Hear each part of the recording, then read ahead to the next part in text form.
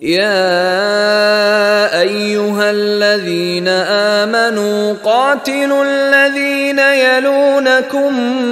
من الكفار وليجدوا فيكم غلظة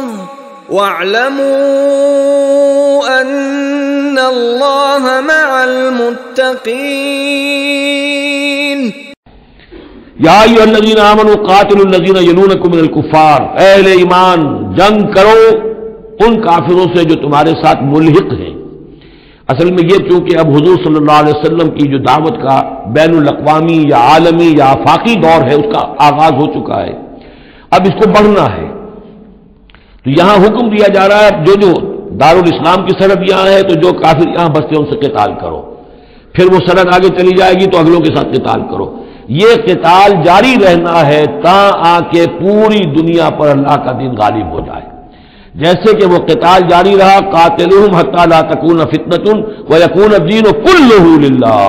جیسے جزیرہ نماء عرب کی حد تک قتال کے جاری رکھنے کا حکم تھا کہ جب تک جزیرہ نماء عرب سے کفر اور شرک کا خاتمہ نہیں ہو جاتا اور اللہ کا دین وہاں غالب نہیں ہو جاتا یہ جنگ جاری رہے گی۔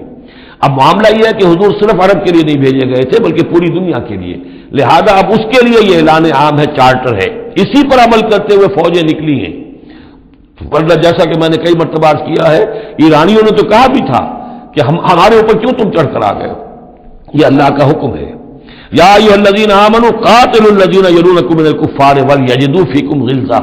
اور چاہیے کہ وہ تمہارے اندر سختی محسوس کریں، نرمی نہ پائیں، سختی محسوس کریں۔ وَاعْلَمُوا أَنَّ اللَّهَ مَعَ الْمُتَّقِينَ، اور جان لو کہ اللہ تعالیٰ متقیوں کے ساتھ ہے۔